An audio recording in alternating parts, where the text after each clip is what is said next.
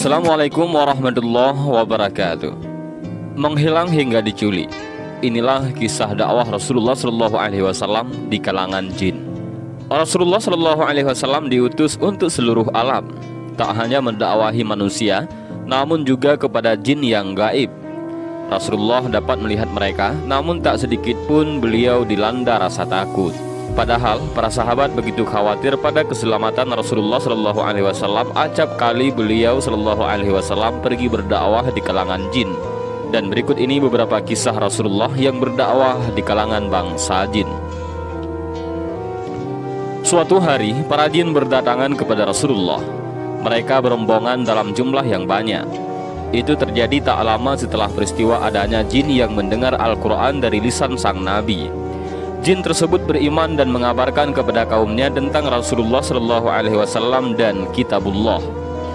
Banyak jin yang kemudian tertarik dan ingin bertemu dengan sang utusan Allah itu. Mereka ingin mendengar langsung firman ilahi dari sang pembawa risalah. Rasulullah pun mendapati permintaan para jin. Beliau segera bangkit dan memenuhi permintaan mereka. Para sahabat sempat diajak turut serta, namun tak ada yang mengikuti Rasulullah Shallallahu Alaihi Wasallam kecuali Abdullah bin Mas'ud. Bersama Ibnu Mas'ud, Rasulullah pergi ke tempat yang tinggi di kota Mekah. Begitu tiba, beliau membuat sebuah garis dengan kakinya. Garis tersebut ditunjukkan untuk Ibnu Mas'ud. Nabi berpesan agar sang sahabat tak keluar dari garis tersebut. Jika Ibnu Mas'ud keluar dari garis, maka ia akan mendapat bahaya. Ibnu Mas'ud mengangguk, menuruti dengan rasa penasaran apa yang akan terjadi. Rasulullah lalu meninggalkan Ibnu Mas'ud dan berdiri di sebuah tanah lapang. Mulailah sang Nabi membaca Al-Quran. Tiba-tiba beliau dikerumuni sekumpulan makhluk halus yang nampak seperti awan bergerombol.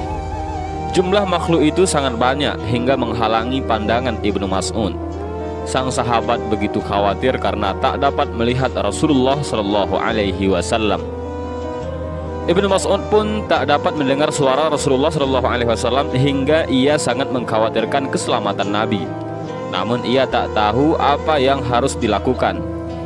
Ingin rasanya menghampiri Rasulullah dan memastikan keselamatan sang Nabi tercinta. Namun ia teringat pesan Rasulullah agar tak melewati garis yang dibuat oleh beliau. Ibnu Mas'ud pun hampir saja lari turun ke kota dan meminta bantuan kepada para sahabat untuk menyelamatkan Nabiullah. Namun ia kemudian mendengar suara tongkat Nabi dan membatalkan rencananya. Waktu pun berlalu sangat lama, namun tak ada tanda-tanda gerombolan awan itu akan pergi. Ibnu Mas'ud kembali khawatir. Tak ada suara dari Rasulullah dan ia masih belum bisa melihat sang Nabi. Ibnu Mas'ud kembali berkeinginan turun ke kota dan meminta bantuan. Namun lagi-lagi ia mendengar suara tongkat Rasulullah.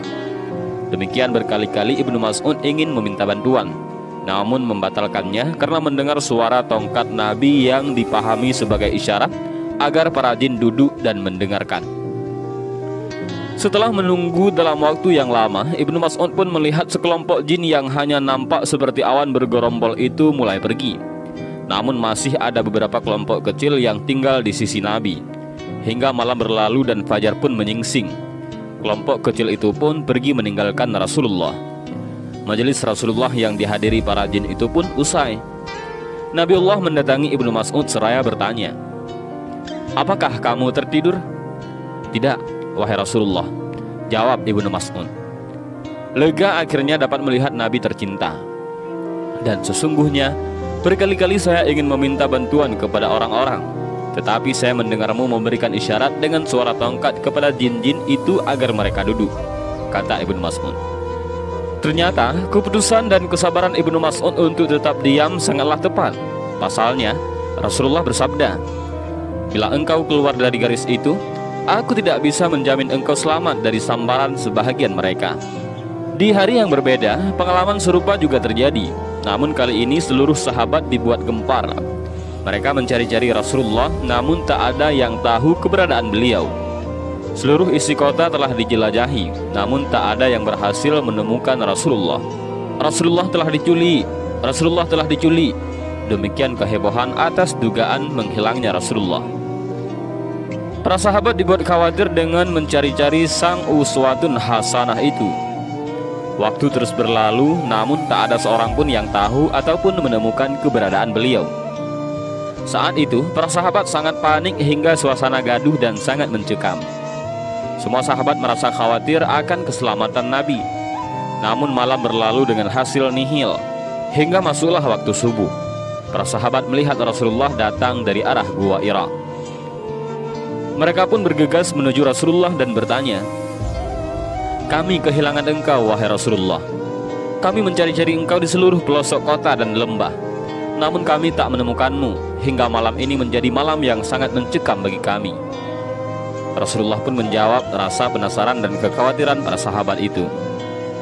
"Salah seorang da'i dari kalangan jin mendatangiku. Lalu aku pun pergi bersamanya.